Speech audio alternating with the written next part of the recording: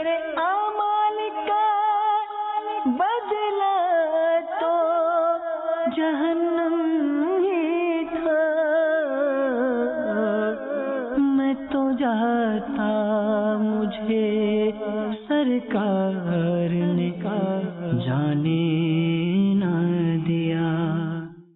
अल्हम्दुलिल्लाहि रब्बिल आलमीन वस्सलातु वस्सलामु अला सय्यिदिल मुरसलीन, अम्मा बाद फ़अऊज़ु बिल्लाहि मिनश शैतानिर रजीम, बिस्मिल्लाहिर रहमानिर रहीम। अस्सलातु वस्सलामु अलैका या रसूलल्लाह व अला आलिका व अस्हाबिका या हबीबल्लाह। अस्सलातु वस्सलामु अलैका या नबियल्लाह व अला आलिका व अस्हाबिका या नूरल्लाह। दुरूद पाक के बेशुमार फज़ाइल व बरक़ात है। बहुत सारी अहादीस फज़ाइल दुरूद में मिलती हैं। मेरे आका मदीने वाले मुस्तफ़ा सल्लल्लाहु अलैहि वसल्लम का फरमान आली शान है, मन सल्ला अला नबी सल्लल्लाहु अलैहि वसल्लम वाहिदतन, जो एक मरतबा नबी करीम अलैहिस्सलातु वस्सलाम पर दुरूद भेजेगा। इस हदीस के रावी हजरत अब्दुल्लाह इब्न अम्र बिन आस रज़ियल्लाहु तआला अन्हुमा हैं कि जो एक मरतबा नबी करीम अलैहिस्सलातु वस्सलाम पर दुरूद भेजेगा, सल्लल्लाहु अलैहि व मलाइकतुहु 70 सलाह, अल्लाह और उसके फरिश्ते उसके बदले उस पर 70 बार दुरूद भेजेंगे। एक बार दुरूद पढ़ने पर रब की गोया 70 रहमतें, रब और उसके फरिश्ते दुरूद भेजें, तो फिर हम क्यों ना दुरूद पाक की कसरत किया करें।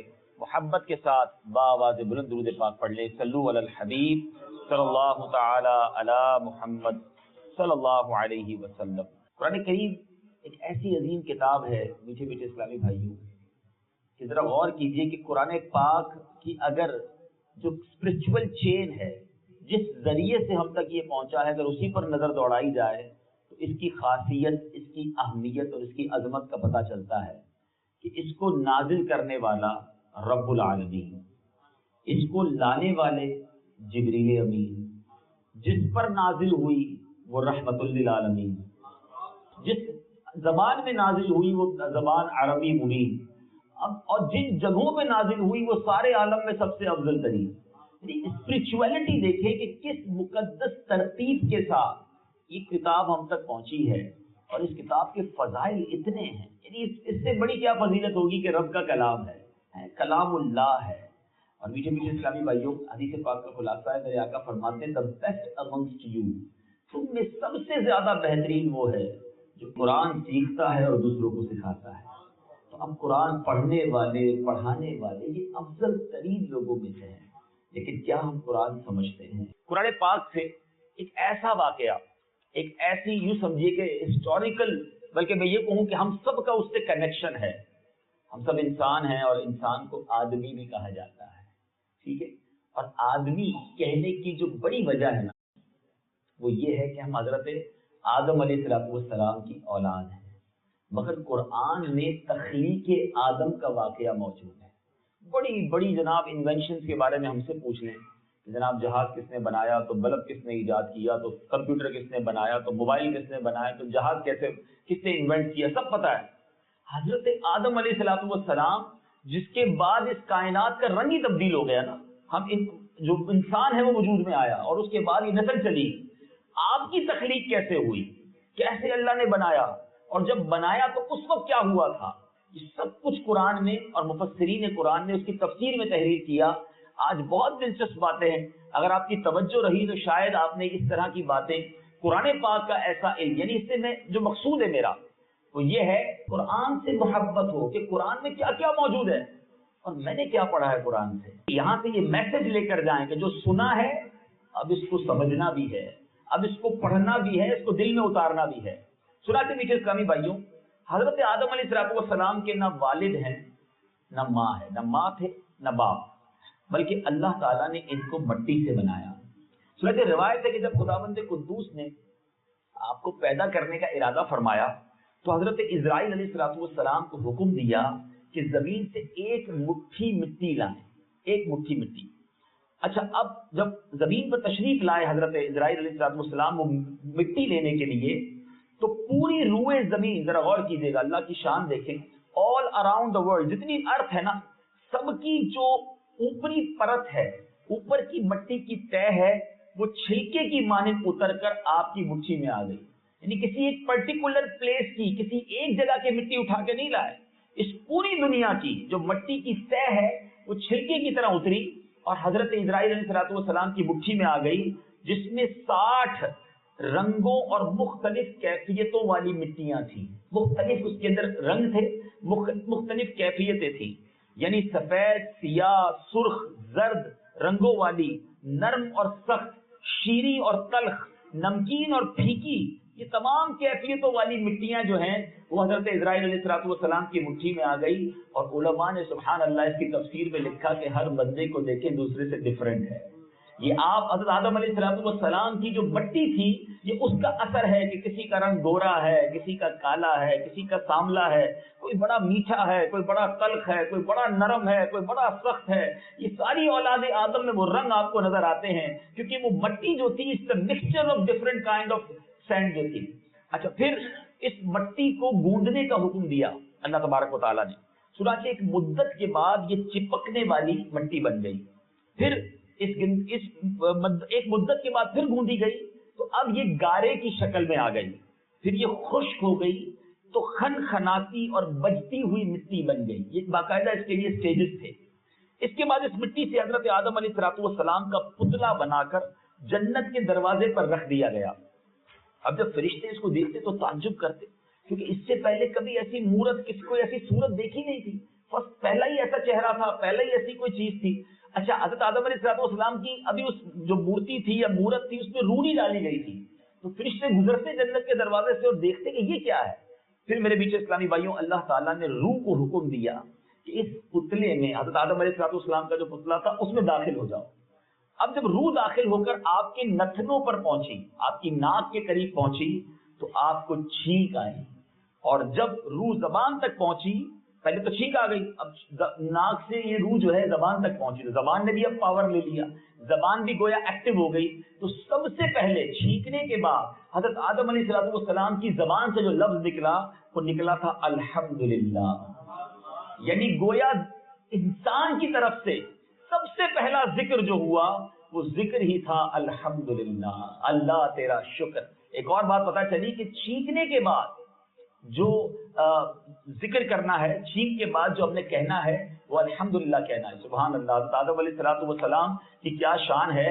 آج حکم یہ ہے کہ ایک مسلمان کو چھینک آئے وہ الحمدللہ کہے تو سننے والا یرحمک اللہ کہے. ٹھیک ہے، مگر وہاں تو کوئی دوسرا تھا ہی نہیں. حضرت آدم علیہ السلام نے جب الحمدللہ کہا تو اللہ نے جواب دیا یرحمک اللہ، یعنی اللہ کی تم پر رحمت ہو، اللہ تم پر رحمت فرمائے. وہ آنسر دیا تھا اللہ سبحانہ و تعالیٰ نے. بہرحال اب اللہ تبارک و تعالیٰ نے کیا فرمایا، سبحان اللہ، ذرا سنیے گا. حضرت آدم علیہ السلام سے رب نے فرمایا اے ابو محمد آدم، میں نے تم کو اپنی حمد ہی کے لیے بنایا ہے.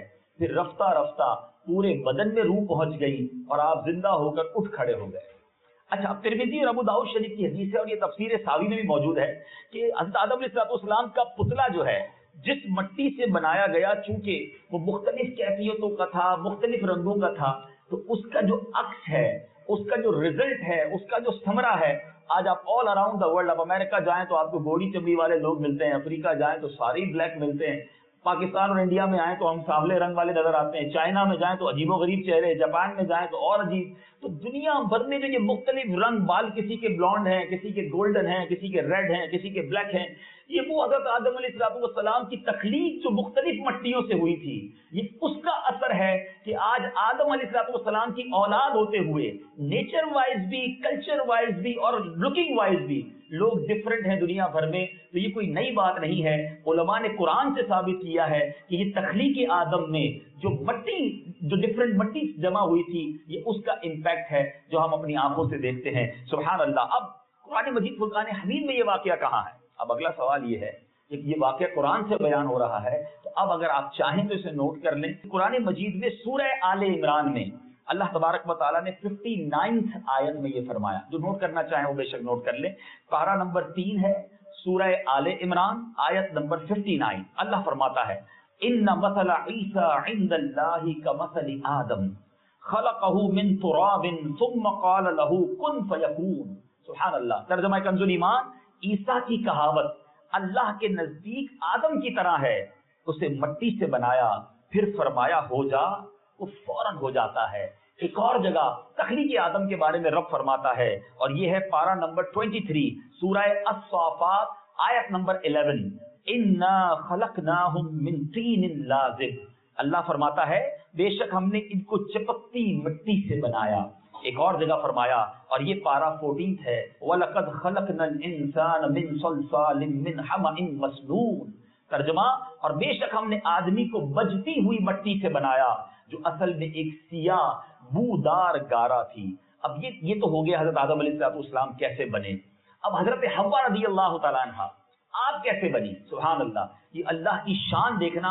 और इसके बाद जो उलमा ने कलाम किया है ना, मजे को भी मजा आ गया। जब हजरत आदम अलैहिस्सलाम को खुदा बंदे कुद्दूस ने जन्नत में बहिश्त में रहने का हुक्म दिया, तो आप जन्नत में तन्हा थे, और अकेला शख्स जो है उसको तन्हाई फील होती है। आप तन्हा फील कर रहे थे, तो अल्लाह ताला ने आप पर नींद का गलबा फरमाया, और जब आप गहरी नींद सो गए, तो नींद ही की हालत में आपकी बाईं पसली से अल्लाह ताला ने हजरत हव्वा रज़ी अल्लाह तआला अन्हा को पैदा फरमाया, आपकी पसली से। ठीक है। अच्छा, जब आप नींद से बेदार हुए तो देखकर हैरान हो गए कि हसीन और जमील खातून जो है, औरत जो है वो आपके साथ बैठी। आपने कहा तुम कौन हो? तो उन्होंने कहा कि मैं हव्वा हूँ, मैं आपकी बीवी हूँ, और अल्लाह ताला ने मुझे आपसे पैदा फरमाया है, इसलिए पैदा फरमाया कि हम मिलकर रहें, एक दूसरे से मोहब्बत और उन्स और सुकून हासिल करें। तो बहरहाल अल्लाह ताला की नेमतों का शुक्र अदा करें। अब कुरान मजीद में हजरत हव्वा रज़ी अल्लाह तआला अन्हा पैदा कैसे हुई, इसका जिक्र कहां पर है। सुभान अल्लाह, चौथे पारे में सूरह निसा आयत नंबर 1। तर्जुमा, और उसी में से उसका जोड़ा बनाया, और इन दोनों से बहुत मर्द और औरत फैला दी है। अब कमाल देखिएगा, उलमा वाकई उलमा होते हैं। मेरा और आपका काम नहीं है कुरान समझना। कुछ लोग आज अजीब व गरीब इस्लाम ला रहे हैं कि खुद ही अरबी सीख लो, खुद ही कुरान की तफसीर कर लो, इतना आसान है। नहीं, अब इस बात के बाद हम समझे क्या, उलमा ने इंटरप्रेट करके हमें बताया। ये बड़ा अहम इल्म है जो कुरान की तफसीर जो लिखना है। हम अहल मुफस्सिरीन का अगर तफसीर पढ़ेंगे तो सही अंडरस्टैंड करेंगे। सुभान अल्लाह। उलमा क्या कहते हैं, अल्लाह ताला ने जो आदम अलैहिस्सलाम को मिट्टी से बनाया, हजरत हव्वा रज़ी अल्लाह तआला अन्हा को उनकी पसली से बनाया। असल में अल्लाह ताला ने इंसान को 4 तरीकों से बनाया है। ठीक है, एक तो नॉर्मल वे है, मियाँ बीवी से बच्चा पैदा हो गया, ठीक है ना, शादी हुई बच्चा हो गया। एक तो ये वे है जो ऑल अराउंड द वर्ल्ड है। एक मिट्टी से बनाया, दूसरा पसली से बनाया, और चौथा तरीका क्या है मीठे इस्लामी भाइयों, कि बगैर अल्लाह तबारक व तआला ने तन्हा एक औरत से इंसान को पैदा किया। और वो कौन थे? हजरत ईसा अलैहिस्सलाम। उनका वालिद ही नहीं था। तो अब इस पर उलमा ने बहस की कि ये 4 तरीके क्यों डिफाइन किए गए, 4 तरीके क्यों बनाए गए। अल्लाह गनी। उलमा कहते हैं हो सकता है कि मर्द सोचते कि यार अगर हम दुनिया में ना होते तो ये दुनिया आगे ही ना बढ़ती, औरतें अकेले कैसे बच्चे पैदा करती। अच्छा, औरतें इतराती कि हम अगर दुनिया में ना होती तो ये नस्ल दुनिया की आगे ही ना बढ़ती। अच्छा, हो सकता है कि ये दोनों का एतराज अल्लाह ने खत्म कर दिया कि रब चाहे तो मिट्टी से पैदा फरमा सकता है। अच्छा, फिर औरत अगर ये एतराज करती कि हम ना होते तो ना होता, तो हजरत आदम अलैहिस्सलाम की पसली से बीवी हवा को पैदा फरमा दिया।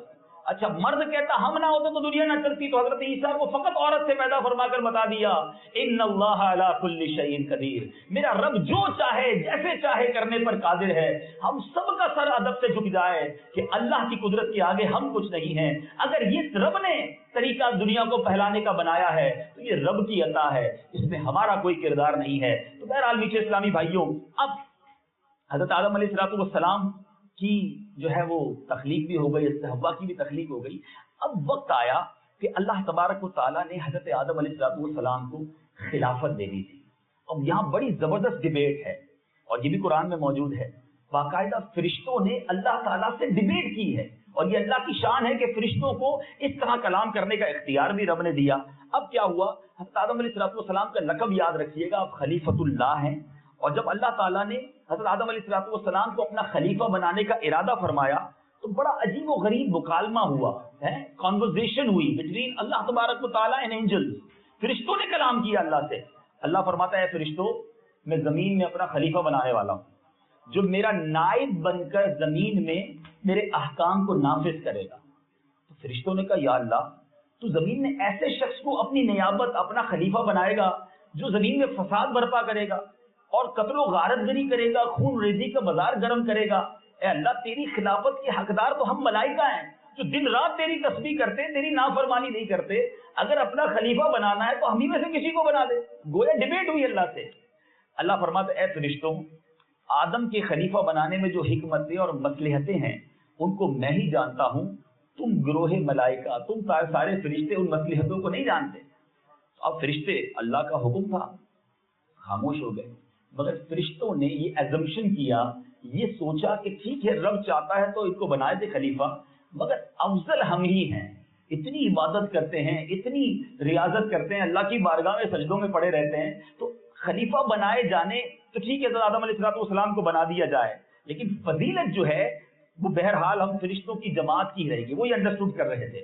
اللہ غنی, حضرت آدم علیہ السلام نے حضرت آدم علیہ السلام کو اللہ تبارک و تعالیٰ نے افضلیت کیسے دی. دیکھو یہ بڑا اہم پوائنٹ ہے. ہم اگر آج انسان کو اشرف المخلوقات کہا جاتا ہے نا, there is a reason behind it. اس کے پیچھے ایک ریزن ہے. فرشتے کوئی گناہ نہیں کرتے, انسان تو گناہ بھی کرتا ہے نا, لیکن حضرت آدم علیہ السلام کو فرشتوں سے افضل, آگے جا کے بات آئے گی کہ سجدہ بھی کروایا نا, تو اب افضل قرار کیسے دیا؟ حضرت آدم علیہ السلام کو اللہ تعالیٰ نے علم عطا کیا. تو علم جو ہے نا that is the main reason کہ اگر علم انسان کے ساتھ ملحق ہو جائے, انسان علم والا ہو جائے, تو اب وہ علم جو اللہ کو مطلوب ہے, وہ علم جو علم دین ہے, جو اللہ کی رضا والا علم ہے, تو اب یہ انسان فرشتوں سے بھی افضل ہو جاتا ہے. حضرت آدم علیہ السلام کو علم عطا کیا. اب آپ شاید پہلی بار سنیں گے کہ وہ علم تھا کیا. یہ آیت کئی بار آپ نے سنی ہوگی, اللہ تبارک و تعالیٰ کئی جگہ پر آپ نے سنا ہوگا کہ اللہ نے آدم علیہ السلام کو علم سکھایا. اب اللہ تبارک و تعالیٰ جب علم عطا کر دیا تو فرشتوں سے کہا ہے فرشتوں اگر تم اس دعوے میں سچے ہو کہ تم سے کوئی افضل نہیں ہے, کوئی دوسری مخلوق نہیں ہو سکتی, تو تم ان چیزوں کے نام بتاؤ جو جن کو میں نے تمہاری پیش نظر کر دیا. اللہ تعالیٰ نے ساری چیزوں کے نام پوچھے. فرشتے کہتے ہیں یا اللہ ہم تو جو تو نے بتایا وہی جانتے ہیں, تیرے سوا بتانے کے تو ہم کچھ بھی نہیں جانتے, جتنا تو نے علم دیا ہمارا علم اتنا ہی ہے. اللہ تعالیٰ نے حضرت آدم علیہ السلام سے کہا کہ اے آدم تم ان فرشتوں کو تمام چیزوں کے نام بتاؤ. اب ذرا غور کیجیے گا لمیٹیشنز اور باؤنڈریز آف علم آف حضرت آدم علیہ السلام کیا تھی.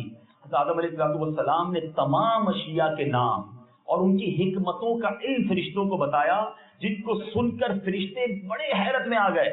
اور پھر اللہ نے فرمایا اے فرشتوں کیا میں نے تم سے یہ نہیں فرمایا تھا کہ میں آسمان و زمین کی تمام چھپی چیزوں کو جانتا ہوں, اور جو تم اعلانیہ یہ کہتے تھے کہ یہ فساد برپا کریں گے اس کو بھی میں جانتا ہوں, اور تم جو خیال اپنے دلوں میں چھپائے بیٹھے ہو کہ تم کوئی مخلوق تم سے بڑھ کر افضل نہیں, تم فرشتے افضل ہو, میں تمہارے چھپے ہوئے دلوں کے خیالات کو بھی جانتا ہوں. پھر حضرت آدم علیہ السلام کے فضل و کمال کے اظہار و اعلان کے لیے فرشتوں سے ان کی عظمت و فضیلت کا اعتراف کرانے کے لیے اللہ تعالیٰ نے تمام فرشتوں کو حکم دیا کہ حضرت آدم علیہ السلام کو سجدہ کریں. اللہ غنی, یہ بڑا تفصیلی واقعہ ہے.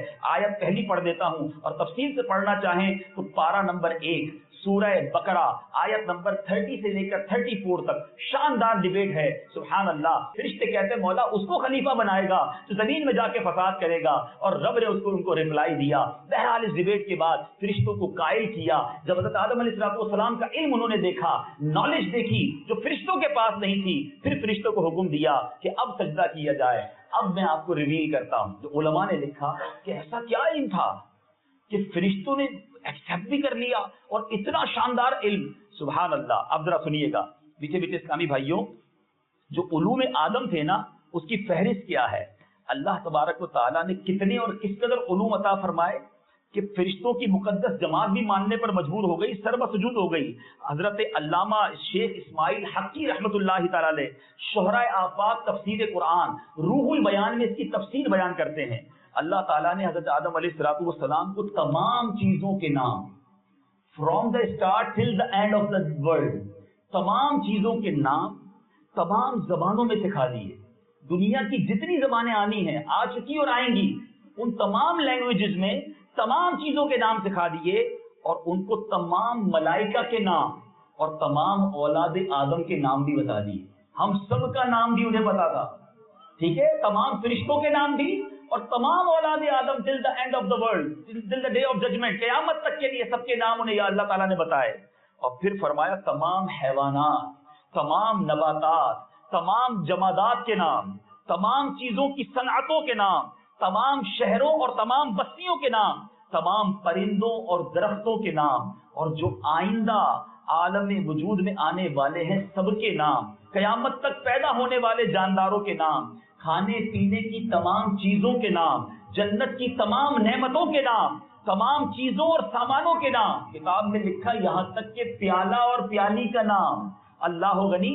اور حدیث شریف میں ہے، آج کوئی لوگ ہمیں ملتے ہیں 5 زبانوں میں بات کر لے، کوئی 10 زبانوں میں بات کر لے، کہتا ہے یار کمال شخص ہے، ملٹی ورسٹائل آدمی ہے، 10 زبانیں آتی ہیں، اس سے بڑا نالجبل کوئی نہیں. سنو حدیث پاک کے الفاظ ہیں، حضرت آدم علیہ السلام کو 7 لاکھ زبانیں اللہ تعالیٰ نے سکھائی تھی. اور اب آپ کو میں آیت سناتا ہوں تو شاید بچپن سے آپ پڑھتے آ رہے ہوں گے. وَعَلَّمَ آدَمَ الْأَسْمَاءَ كُلَّهَا، یہ قرآن پاک کے پہلے پارے کی سورہ بقرہ کی 31ویں آیت ہے. اور اللہ تعالیٰ نے آدم کو تمام اشیاء کے نام سکھا دیے. تو یہ مقام، یہ مرتبہ کہ فرشتوں نے سجدہ کیا حضرت آدم علیہ السلام کو، حالانکہ پہلے وہ ڈیبیٹ کر رہے تھے کہ ہم افضل ہیں، لیکن اللہ نے علم سکھا کر، دیکھو بڑی پیاری بات، یہاں بات سمجھ آ سکتی ہے. اللہ فرما دیتا میں کہتا ہوں سجدہ کر لو، میں کہتا ہوں افضل مان لو، مگر یہ کیوں انٹریکشن کروایا گیا؟ یہ گویا ایک چھوٹا سا ڈیمونسٹریشن کیوں کروایا گیا؟ رب فرماتا میں رب ہوں، میں کہتا ہوں یہ افضل ہے، کرو سجدہ. وہ انہوں نے ڈیبیٹ کرنے کی بھی رب نے اجازت دی. گویا میں اور آپ قرآن کے ذریعے سمجھیں کہ جو علم والا ہے اللہ کے نزدیک وہ افضل ہے. ٹھیک ہے، اللہ نے علم دیا پھر سجدہ کروایا. سبحان اللہ. تو میں اور آپ دیکھیں کہ علم قرآن سے کتنا دور ہیں، علم حدیث سے کتنا دور ہیں، علم دین سے کتنا دور ہیں. اور ایک اور بڑی پیاری بات، واہ واہ واہ، علماء نے جو اس کی تفسیر آگے لکھی، علماء لکھتے ہیں کہ جب حضرت آدم علیہ السلام کے علم کا عالم یہ ہے تو جو نبیوں کے آقا ہیں ان کے علم کا عالم کیا ہوگا؟ ہیں آدم خلیفۃ اللہ ہیں، ان کے علم کا عالم یہ ہے، جو حبیب اللہ ہیں ان کے علم کا عالم کیا ہوگا؟ اللہ نے حضرت آدم علیہ السلام کے ذریعے فرشتوں کو سجدہ کرایا کہ ان کو سجدہ کیا جائے. میرے بیچ اسلامی بھائی، علماء نے اس پر بھی ڈیبیٹ کی ہے کہ حضرت آدم علیہ السلام کو جو سجدہ کروایا گیا، بیسیکلی آپ کی پیشانی میں نور محمد جگمگا رہا تھا. مفسرین نے لکھا کہ وہ سجدہ بھی دراصل نور محمد صلی اللہ علیہ وسلم کو، نبی پاک کی عظمت و شان کو بلند کروانے کے لیے کروایا گیا. اور اس کی ایک اور بات آگے علماء سمجھاتے ہیں کہ ٹھیک ہے حضرت آدم کی شان بہت بڑی ہے، فرشتوں نے ایک ہی بار سجدہ کیا نا، ایک ہی سجدہ ہوا. آپ کی تعظیم آج ہم سنتے ہیں کہ حضرت آدم علیہ السلام وہ ہیں جن کو فرشتوں کی ساری جماعت نے سجدہ کیا. مگر آج قرآن کہتا ہے ان اللہ وملائکتہ یصلون علی النبی یا ایھا الذین آمنوا صلوا علیہ وسلموا تسلیما. ایک بار سجدہ کروایا گیا.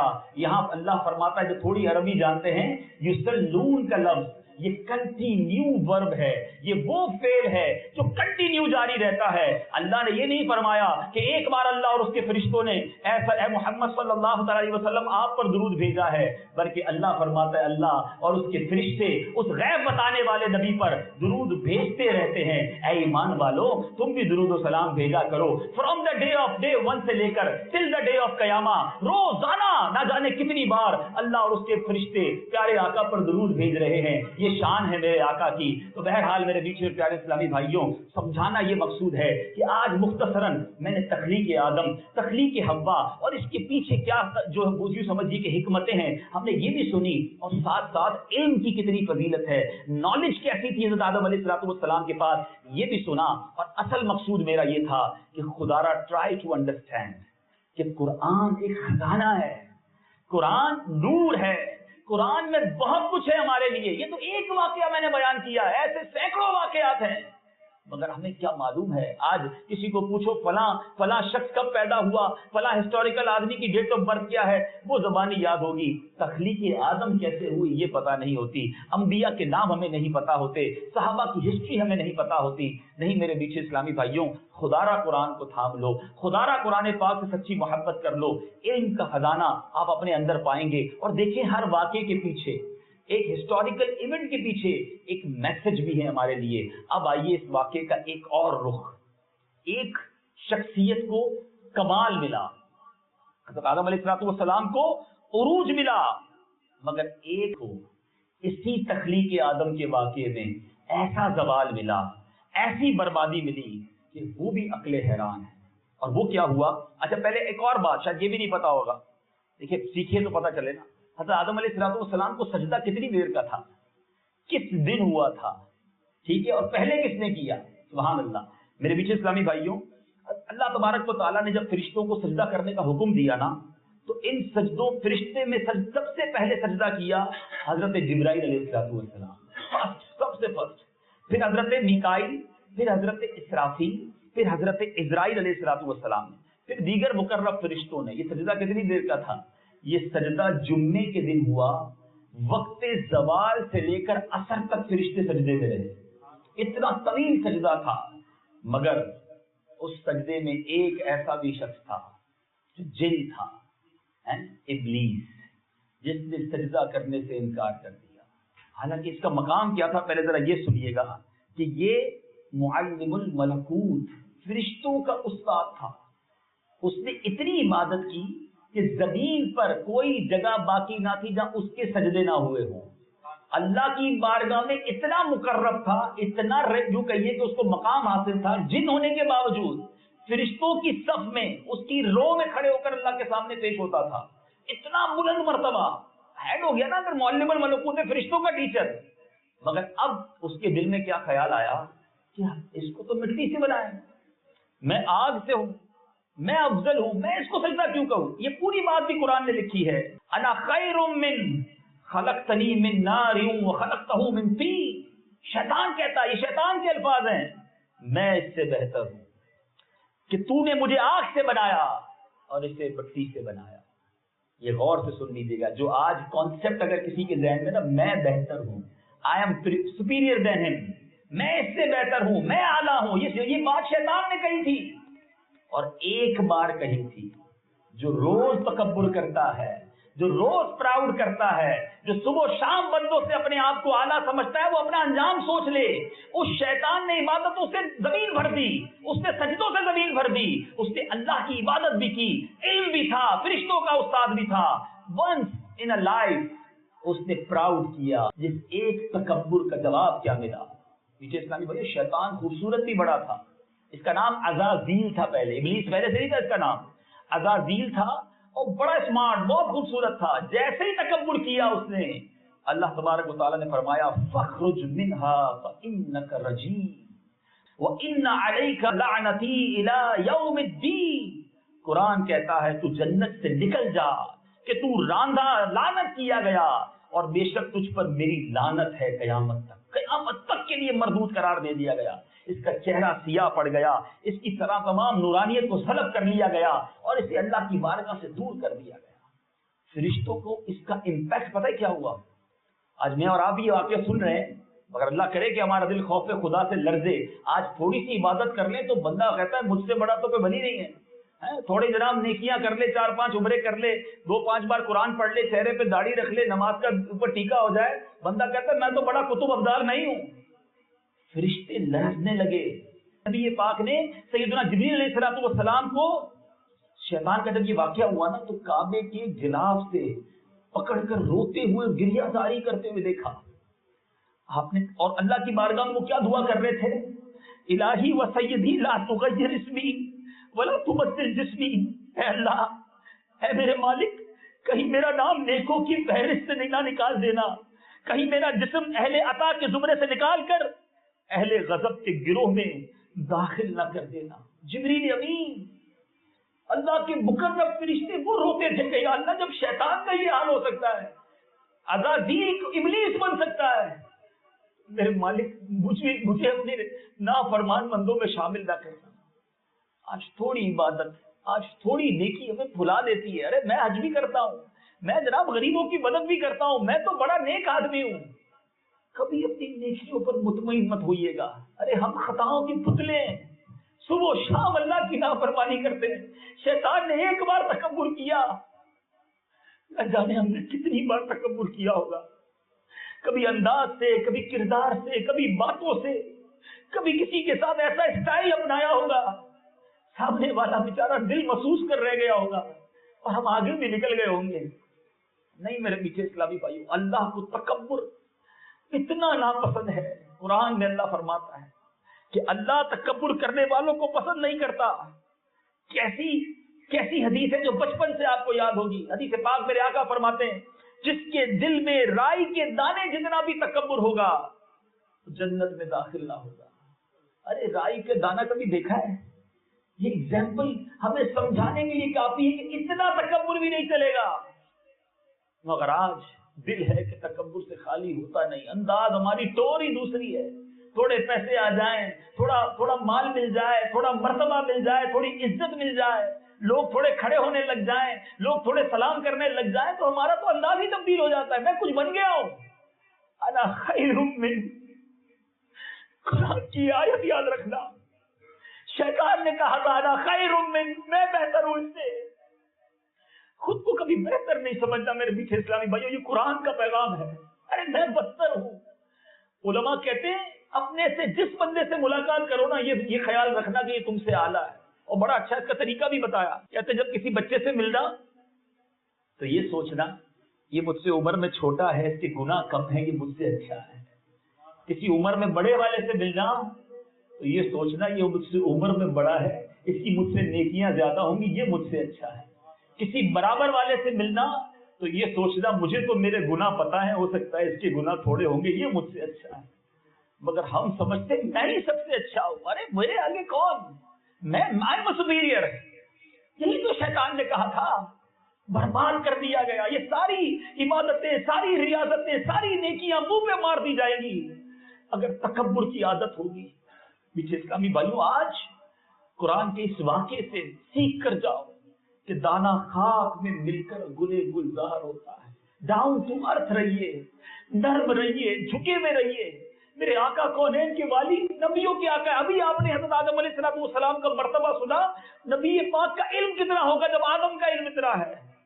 اگر میری آقا کی عاجزی کا عالم یہ ہوتا، مدینے کے بچے آتے نبی پاک کے دروازے پر برتن لے کر کہ اس پانی میں ہاتھ ڈال دیں تو پانی تبرک والا ہو جائے. میرے آقا اپنا مبارک ہاتھ ڈال دیتے. سردیوں کے دن ہوتے پھر ٹھنڈا پانی لے کر گھر پر آ جاتے. نبی یہ پاس بچوں کا دل نہ توڑتے کہ آ گئے ہیں، آقا ٹھنڈے پانی میں بھی اپنا ہاتھ ڈال دیتے ہیں. میرے آقا سب کے لیے نرم، سب کے لیے شفیق. ایک بار ایک حبشی غلام آیا. سنو، ایک حبشی غلام، افریقن جس کو آپ کہتے ہیں، کہتا یا رسول اللہ میرے گھر پہ آپ کی دعوت کرنی ہے اور میرے پاس پرانی چربی ہے، تھوڑی کھجوریں ہیں، آپ میرے گھر آئیں گے؟ آج مجھے کوئی غریب دعوت دے تو میں کہتا ہوں یار ٹائم نہیں ہے، پتہ ہے کتنا بیزی ہوں آج کل. اور کسی امیر کے گھر سے دعوت نہ آئے تو دل میں تکلیف ہوتی ہے، یار مجھے نہیں بلایا اس نے. اور دعوت آئے تو پہلے پہنچ جاتا ہوں. کونین کے والی ہیں، غلام. اس نے مینیو بھی بتا دیا کہ آقا پرانی چربی، تھوڑی کھجوریں ہیں. آقا علیہ السلام مدینے کے کونے میں وہ گھر تھا، اس کے گھر تشریف لے اپنے ساتھ اپنے غلاموں کو سواری پر بٹھایا کرتے ہیں. آج ہم ڈرائیور کے برابر والی سیٹ پہ بیٹھنا اپنی شان کے خلاف سمجھتے ہیں. میرے آقا خود سواری فرماتے ہیں، غلام پیچھے بیٹھتا تھا. ہم سمجھتے غریب آدمی میرے ساتھ کیا کر رہا ہے، میرا امپلائی میرے ساتھ کیسے بیٹھ گیا، کھانا نہیں کھائیں گے اس کے ساتھ. مجھے بتاؤ یہ تکبر کی نشانیاں نہیں تو کیا ہے؟ چیک کرو اپنے آپ کو. یہ پیسہ اللہ نے اس لیے نہیں دیا تھا کہ میں متکبر بن جاؤں. یہ مقام، یہ عزت، یہ شہرت اللہ نے اس لیے نہیں دی تھی کہ میں شیطان کے نقشے قدم پر چلنے لگ جاؤں. نہیں میرے میٹھے اسلامی بھائیوں، آئیے میں آپ کو ایک حدیث سناتا ہوں. جو آج تکبر کرتا ہے اس کا قیامت کے دن کیا حال ہوگا. سرکار دو عالم صلی اللہ تعالی علیہ وسلم فرماتے ہیں، ترمذی شریف کی حدیث ہے، قیامت کے دن متکبرین کو انسانی شکلوں میں چونٹیوں کی مانند اٹھایا جائے گا. بڑے بڑے کرو پر والے، گارڈ کے ساتھ گھومنے والے، سر اٹھا کر چلنے والے، تکبر کر کے پٹاخ پٹاخ کر کے جو چلتے ہیں، جو کسی کو خاطر میں نہیں لاتے. کہتے میرے سامنے اونچی آواز میں بات نہ کرو، نیچی نگاہیں کر کے بات کرو. ارے ہمارے انٹیریئر میں جاؤ تو عقل حیران ہو جاتی ہے کہ وڈیرے کے سامنے کوئی بیٹھ نہیں سکتا. جتنے امپلائیز ہیں وہ کھڑے ہو کے بات کریں گے، کسی کی مجال نہیں ہے کہ صاحب کے سامنے بیٹھ سکے. سنو، آج کر لو جتنا تکبر کرنا ہے.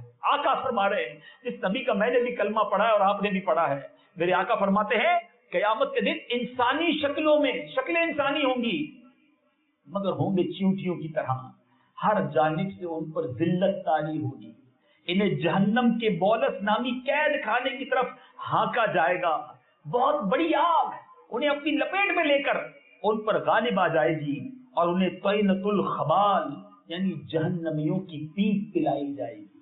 ہے ہم میں سے کوئی جو یہ سزا برداشت کر سکے؟ نہ کریں، ہو جائے ہمبل، آقا کے غلام ہونا۔ میرے آقا کی عاجزی کیسی تھی، میرے شیخ طریقت ابیر اہل سنت کیا خوب لکھتے ہیں، تیری عاجزی پہ لاکھوں، تیری سادگی پہ لاکھوں، ہو سلام عاجزانہ مدنی مدینے والے، کبھی جو کی موٹی روٹی تو کبھی کھجور پانی، تیرا ایسا سادہ کھانا مدنی مدینے والے، ہے چٹائی کا بچھونا کبھی خاک ہی میں سونا، کبھی ہاتھ کا سرانا مدنی مدینے والے۔ میرے آقا تو ایسے تھے یار، ہم کیسے بن گئے؟ ہم کیوں اپنے آپ کو سپیریئر سمجھنے لگے؟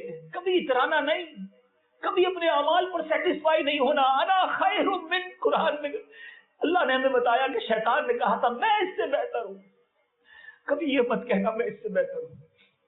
اچھا پھر آج میں آپ کو چند ریزنز بھی بتاتا ہوں تکبر ہوتا کس وجہ سے۔ بعض اوقات جب تکبر کی بات ہوتی ہے نا، ہم سمجھتے ہیں تکبر جو ہے وہ فقط مالدار آدمی کرتا ہے، نہیں، یہ بھی ہماری مسکنسپشن ہے۔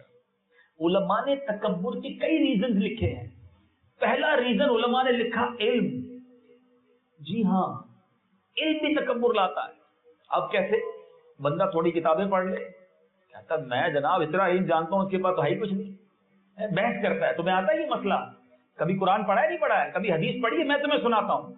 علم بھی آپ اگر اپنے آپ کو علم پڑھ کر کچھ سمجھنے لگ گئے، اب یہ علماء طلباء یا وہ لوگ جو تھوڑا سا قرآن تفسیر پڑھتے ہیں رات کو بیٹھ کر اور دوسرے دن فلسفہ جاڑ رہے ہوتے ہیں، ان کو یہ سمجھنا چاہیے، اس لیے نہ پڑھنا کہ پڑھ کر دوسروں کو حقیر سمجھنے لگ جاؤ۔ حدیث پاک ہے من قال انا عالم فهو جاہل، میرے آقا فرماتے جس نے کہا میں عالم ہوں وہ جاہل ہے۔ آج بندہ کہتا ہے میرے آگے یہ بھی لقب لگانا، یہ بھی لقب لگانا، یہ بھی ٹائٹل لگانا، نہیں، دانا خاک میں مل کر گلے گلزار ہوتا ہے۔ دوسرا ریزن عبادت۔ جی ہاں، عبادت بھی تکبر لاتی ہے۔ ابھی مال کی باری بعد میں آئے گی، عبادت کیسا تکبر لاتی ہے؟ عبادت ضرور کیجیے، لیکن ہوتا کیا ہے؟ ماشاءاللہ آپ میں سے کئیوں نے پورا قرآن تراویح کے ساتھ سنا، اب دوسرا کوئی آپ کا بھائی ہوگا، دوست ہوگا تو تراویح نہیں پڑھتا، بندہ کہتا دیکھو کیسا آدمی، تراویح نہیں پڑھتا، ایک ٹائم کی نماز نہیں پڑھتا، میں سارے روزے رکھتا ہوں۔ بھائی جان اچھی بات ہے آپ سارے روزے رکھ رہے ہیں، بہت اچھی بات ہے آپ تلاوت کر رہے ہیں، بٹ آپ کے پاس کوئی ایسا پیرامیٹر نہیں آ گیا ہے کہ آپ نے روزے رکھ کر تراویح پڑھ کر کوئی سرٹیفکیٹ حاصل کر لیا، باقی آپ سے حقیر ہو گئے، کیا معلوم اللہ کی بارگاہ میں کون مقبول ہے۔ یو ہیو نو رائٹ، آپ کسی کے بارے میں یہ نہیں کہہ سکتے کہ میں اس سے بہتر ہوں۔ عبادت ضرور کرو، لیکن عبادت بھی تکبر لاتی ہے کہ میں نمازی یہ غیر نمازی، میں روزہ دار یہ غیر روزہ دار، میں حاجی یہ غیر حاجی، نہیں۔ ارے شیطان نے کم عبادتیں کی تھی، برباد ہو گئی نا عبادتیں۔ کبھی کسی کو حقیر نہیں سمجھنا، ٹھیک ہے۔ پھر تیسرا ریزن علماء نے لکھا، اب تیسرے ریزن میں باری آتی ہے مال کی، کہ پیسہ مال تکبر لاتا ہے، کہ جب مالدار ہو جاتا ہے آدمی تو غریب آدمی کو تو خاطر میں نہیں لاتا نا، اس کا میرے سے کیا میل ہے۔ تکبر کی جو میں نے ریزن بتا رہا ہوں، ساتھ ساتھ سمپٹمز بھی بتا رہا ہوں، چیک کرتے جائیے گا۔ اگر آپ کو کبھی یہ فیل ہوتا ہے کہ یار یہ بندہ آ کر مجھے یہ پہلے سلام کرے، میں سلام نہیں کروں، تو یہ کیا ہے؟ یعنی آپ اپنے آپ کو بہتر سمجھ رہے ہیں نا۔ میرے آقا اللہ غنی، میں دیکھو آپ کو ساری باتیں میرے آقا کی باتیں بتا رہا ہوں۔ میرے آقا سلام میں پہل کرنے والے، آقا سے تو سارے غلام ہیں نا، جتنے صحابہ تھے سارے غلام تھے نا، ان سے بڑھ کر ان کے قدموں کی خاص کے برابر کوئی نہیں ہے۔ بلکہ صحابہ اکرام علیہم رضوان کہتے کبھی کبھی ہم پلان کر کے جاتے کہ یار ہر بار جاتے ہیں نبی پاک کی سلام میں پہل کرتے ہیں، اس بار ہم سلام میں پہل کریں گے۔ صحابہ کہتے پھر بھی پیچھے ہی رہ جاتے، کیونکہ جب جاتے آقا ہی سلام ارشاد فرماتے۔ اور اب جو میں بات کرنے جا رہا ہوں نا، عاشق رسول ہو کے تڑپ جائیں گے، آنکھیں آپ کی نم ہو جائیں گی۔ علماء نے کیا لکھا پتہ ہے؟ اللہ مجھے اور آپ کو بار بار بلکہ جلدی جلدی مدینہ پاک کی حاضری عطا فرمائے۔ علماء کہتے ہیں آج بھی اگر کوئی عاشق رسول نبی پاک کے روضے پر جاتا ہے، اس سے پہلے کہ وہ سلام عرض کرے، میرے آقا اپنی عادت کے مطابق پہلے سلام فرما دے۔ ایسے آقا کے غلام ہیں، وہ غلاموں کو سلام کرے، میں کہوں نہیں مجھے لوگ پہلے سلام کریں، یہ تکبر کی علامت ہے، خدا را سمجھو۔ ساتھ کیوں نہیں بیٹھ سکتا کوئی، ساتھ کیوں نہیں کھا سکتا کوئی؟ اچھا ہاتھ ملاتے وقت بھی ہمارے انداز الگ ہوتے ہیں، ہماری پیرلل آدمی ہے تو اس سے بڑی گرم جوشی کے ساتھ ملیں گے، اور سنائے کیسے، ٹھیک ہے، ضرورت پڑے گی تو گلے بھی لگا لیں گے۔ غریب آدمی سے اول تو ہاتھ ملانے کے لیے تو تیار نہیں، اور ملائیں گے تو بالکل روکھا روکھا تھا۔ یہ کیا ہے؟ خود پوچھ لو نا اپنے دل سے، یہ کیا ہے؟ اگر یہ تکبر نہیں ہے تو پھر کیا ہے مجھے بتائیے۔ نہ کرو ایسا۔ کونین کے والی صلی اللہ تعالی علیہ وسلم غریبوں کے ساتھ بیٹھ کر کھانا کھاتے، اپنے غلاموں کے ساتھ نشست و برخاست رکھتے تھے۔ ختم کرو اس لیمیٹیشنز کو۔ آپ مجھے بتائیے، ہم جس گھر میں آتے ہیں ہمارا کبھی چوکیدار ہوتا ہے، کبھی ڈرائیور ہوتا ہے، ہمارے گارڈز ہوتے ہیں، کبھی ان کی طبیعت پوچھی ہے کیا؟ آپ کی طبیعت کیسی ہے؟ وہی ہماری طبیعت پوچھے، میں کیوں پوچھوں؟ ارے کیا وہ انسان نہیں؟ میں سچ بتاتا ہوں، کبھی اپنے ڈرائیور کو، کبھی اپنے خانسامہ کو، بلکہ اگر جس کے ڈرائیور خانسامہ یا اس طرح کے سرونٹس نہیں ہے نا، تو اب مسجد کے خادم کو کون پوچھتا ہے؟ مجھے بتاؤ نا، جو بیچارہ مسجد کو جھاڑو لگا رہا ہوتا ہے، صفائی کر رہا ہوتا ہے، موقع ملے نا کبھی اس طرح کے اسلامی بھائی کو، ہمارا مسلمان بھائی ہے نا، سلام کرنا اور گلے لگا لینا۔ آپ کی طبیعت کیسی ہے؟ آپ جب گلے لگا کے چھوڑو گے نا، آپ اس کی آنکھوں میں خود آنسو دیکھو گے، شاید بڑا عرصہ ہو گیا اس کو کسی نے گلے نہیں لگایا ہوگا، اس سے کسی نے اس طرح پیار سے بات ہی نہیں کی ہوگی، لوگ گزر جاتے ہیں سامنے سے، سلام بھی نہیں کہتے۔ کبھی ہوا کہ خادم مسجد میں گئے، خادم جھاڑو لگا رہا، ہم رک کے پہلے اس کی طبیعت پوچھے آپ ٹھیک ہے؟ کوئی نہیں پوچھتا اس بیچارے۔ ایک بار ایک پولیس والے کا میں نے انٹرویو دیکھا، کلپ بھیجا مجھے کسی نے، تو پولیس والا کہتا ہے کہ مجھے عید کی نماز کے لیے سیکیورٹی کے طور پر حکومت نے کہا کہ آپ نے فلاں مسجد میں سیکیورٹی دینی ہے۔ میں پہنچ گیا، اور جب میں ادھر پہنچا تو میری بچی بیمار تھی، لیکن ڈیوٹی تھی، بیمار بچی کو چھوڑ کر میں مسلمانوں کی عید کی نماز کی سیکیورٹی کے لیے آیا۔ پوری نماز ختم ہوئی، سب ایک دوسرے سے عید ملے، مجھے کسی نے عید مبارک نہیں کہا۔ یہ کہتے کہتے وہ پولیس والا رو پڑا کہ کیا میں مسلمان نہیں ہوں؟ مجھے کسی نے عید مبارک نہیں کہا۔ آپ سوچیے ہم کیوں اگنور کر رہے ہیں ایسے لوگوں کو، ہم کیوں غریب لوگوں سے ملنا نہیں چاہتے؟ آپ یقین کرو اللہ کی رضا کے لیے، حدیث پاک کا خلاصہ ہے، جو اللہ کے لیے عاجزی اختیار کرتا ہے اللہ اسے بلندی عطا فرماتا ہے۔ اصل میں ہمارے بیک آف مائنڈ پتہ ہے کیا ہے، کہ میں اگر غریبوں کے ساتھ اٹھوں گا بیٹھوں گا نا، ذرا ان کے ساتھ اچھا برتاؤ کروں گا تو میرا مورال، میری عزت ڈاؤن ہو جائے گی۔ یہ بھول ہے آپ کی۔ آپ مجھے دنیا کا ایک عاجزی والا شخص بتا دو کہ جو عاجزی کرتا ہو اللہ نے اسے بلندی نہ عطا کی ہو۔ ارے جتنے عاجزی کے پیکر ہیں اللہ نے ان کو دنیا میں مقام دیا ہے، کیونکہ میرے آقا کی سنت ہی عاجزی ہے۔ آپ اپنا کر دیکھو، اللہ اور عزتوں میں برکت عطا فرمائے گا۔ ایک عزت پتہ ہے کیا ہے؟ یہ فرق ہے۔ آپ چاہتے ہیں میری عزت کیا ہو، جاؤں تو سارے کھڑے ہو جائیں، سارے باادب ہو جائیں، جو کہوں سر جھکا کر سنیں۔ یہ عزت نہیں، یہ خوف ہے۔ آپ جائیں ذرا ان کے سامنے سے، پھر پوچھیں آپ کی کتنی عزت ہے ان کے دلوں میں، ہیں کیا کیا باتیں ہوتی ہوں گی آپ کے پیچھے آپ کے امپلائیز میں۔ یہ عزت نہیں ہے۔ آپ ان کے ساتھ اٹھنا بیٹھنا شروع کر دو، یہ نماز کے بعد بھی آپ کے لیے دعائیں کرنا شروع کر دیں گے کہ اللہ ہمارے سیٹ کو سلامت رکھ، ہمارے باس کے بگڑے کام بنا دے، ہمارے جناب جو ہمارا لیڈر ہے اللہ اس کو برکت دے۔ کیوں کہ آپ نے ان کے ساتھ برتاؤ، دل میں اتر گئے آپ ان کے۔ اصل حکومت دلوں پر ہوتی ہے، جسموں پر حکومت کرنا چھوڑ دو۔ ہم جسموں کو کنکر کرنا چاہتے ہیں، جس دن آپ دلوں کو جیتنا شروع ہو گئے ساری دنیا آپ کے قدموں میں ہوگی، لوگ آپ سے محبت کرنے والے بن جائیں گے۔ اور دل کنکر ہوتے ہیں، دل فتح ہوتے ہیں معاف کر کے، دل فتح ہوتے ہیں عاجزی کر کے، دل فتح ہوتے ہیں محبتیں دے کر۔ اللہ مجھے اور آپ کو محبتیں لٹانے والا بنائے، عاجزی اور انکساری کا پیکر بنائے۔ بہرحال بیان طویل ہو گیا، ورنہ بہت ساری ریزنز ہیں۔ اب بیٹھنے نہیں دیتے نا صاحب، بات ہو رہی تھی یار یہ کدھر بیٹھ گیا، میں خیر میں بڑا ہوں، میں سپیریئر ہوں۔ بنی اسرائیل میں ایک شخص تھا، اتنا عبادت گزار، میں اور آپ تو کچھ بھی نہیں ہے، گناہگاری ہے، اتنا عبادت گزار کہ جدھر جاتا بادل اس کے ساتھ چلتا۔ اللہ کی بارگاہ میں اتنا مقبول تھا کہ وہ جدھر جاتا تھا نا بادل کا ایک ٹکڑا اس پر سایہ کرتا تھا۔ ایک گناہگار شخص اس زمانے میں وہ سوچنے لگا کہ یار کتنا میں گناہگار، کتنے گناہ کر لی، کتنی خطائیں کر لی، چلو اب اللہ سے دوستی کرتے ہیں، بس اب توبہ کرتے ہیں۔ اب اس نے سوچا یار توبہ کرنی ہے نا، اس نیک آدمی کے پاس جاتا ہوں جس کو اللہ نے اتنا نوازا ہے، وہ جدھر جاتا ہے سایہ کرتا ہے بادل اس پر، وہ جا کر اس کے برابر میں اس نیت سے، دیکھیں انٹینشن اللہ دلوں کو جانتا ہے، اس کی نیت یہ تھی میں خطا کار، میں گناہ گار، عاجزی ہے، ڈاؤن ٹو ارتھ، میں خطا کار، میں گناہ گار، میں اس نیک بندے کے پاس بیٹھ جاؤں میرا بیڑا پار ہو جائے گا۔ ادھر اس نیک بندے نے سوچا کہ میرا ایسا مقام اور یہ کدھر میرے برابر میں ہے، میں اتنا نیک، میرے ساتھ بادل چلتا ہے، یہ کیا کر رہا ہے میرے ساتھ؟ لک ایٹ دا انٹینشن، برابر برابر میں بیٹھے ہوئے، دونوں نے زبان سے کچھ نہیں کہا، وہ دل میں عاجزی کرتا رہا، یہ دل میں تکبر کرتا رہا۔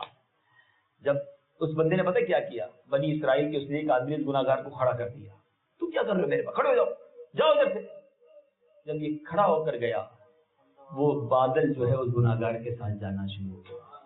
اس زمانے کے نبی پر اللہ نے وحی بھیجی کہ جا کر ان دونوں شخصوں سے کہہ دو اپنا اپنا اعمال نامہ دوبارہ سے شروع کرے۔ اس کی عاجزی کی وجہ سے اللہ نے اس کے گناہ معاف کر دیے، اس کے تکبر کی وجہ سے اللہ نے نیکیاں برباد کر دی۔ دیٹ از the difference جو مجھے اور آپ کو سیکھنا ہے۔ بہت کچھ کر کر بھی ہم برباد کر دیتے ہیں، جب تک یہ دل میں تکبر ہے ہم برباد نہ ہو جائے۔ خدا را آپ نے دل سے اس کو نکالیے، اس کا علاج کیجیے۔ چوتھا ریزن جو علماء نے لکھا، حسن۔ جب کوئی خوبصورت ہوتا ہے وہ سمجھتا ہے میں اچھا ہوں، یہ تو سامنے رنگ والا، یہ کالے رنگ والا، میں حسین۔ اللہ غنی، وہ بندہ سوچتا نہیں یہ حسن دیا کس نے ہے، وہ جب چاہے واپس لے سکتا ہے۔ مجھے رب نے بنایا، اسے بھی رب نے بنایا ہے، کبھی حسن پر ناز نہ کریں۔ طاقت، کسی کو اقتدار مل جائے وہ تکبر کا ریزن بن جاتا ہے، وہ بھی سوچے کہ جب رب نے دیا ہے جب چاہے یہ طاقت مجھ سے لے لے گا۔ اقتدار بھی یہ تکبر کا ریزن علماء نے لکھا۔ تو بہرحال میرے پیچھے اسلامی بھائیوں، آج کے بیان میں جو قرآن کے واقعے کے بعد میں میسج کنوے کرنا چاہتا ہوں، قرآن سیکھیے، قرآن سے محبت کیجیے، اور ساتھ ساتھ شیطان کے اس واقعے سے سبق لیجیے کہ میں شیطان کے قدموں پر چلنے والا نہیں ہوں، میں اپنے آقا کا غلام ہوں، میں نبی پاک علیہ الصلوۃ والسلام کے قدموں پر چل کر آج بھی انکساری اختیار کروں۔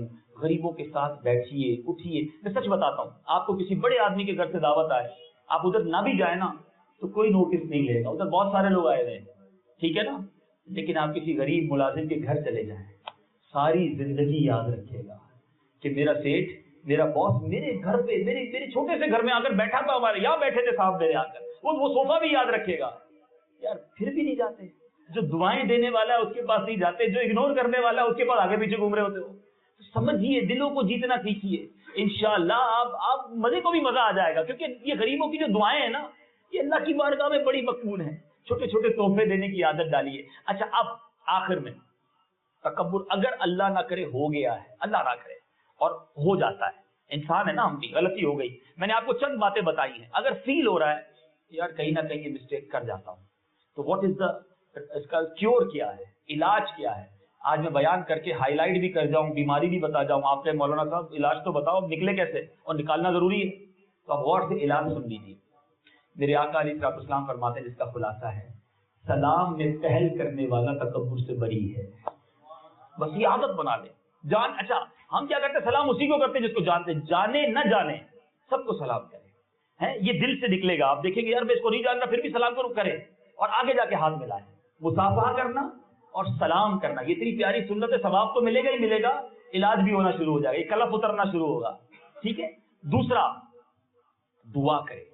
دعا مومن کا ہتھیار ہے۔ نماز کے بعد دعا کرے کہ یا اللہ میرے دل سے تکبر دور کر دے، میرے دل سے ساری گندگیاں نکال دے، میں ناقص ہوں، پھنس جاتا ہوں، مالک تو میرے دل کو صاف کر دے، یہ بری عادتیں مجھ سے نکال دے۔ پھر تیسرا علاج، سبحان اللہ، میرے آقا علیہ الصلوۃ والسلام فرماتے ہیں، حدیث کا خلاصہ ہے، جس نے اپنے سامان کو اٹھایا، ہم اپنا سامان اٹھانا اپنی کثر شان سمجھتے ہیں، ملازم اٹھائے، کوئی میرا مرید اٹھائے، یا میرے ساتھ چلنے والے میرا سامان اٹھائیں۔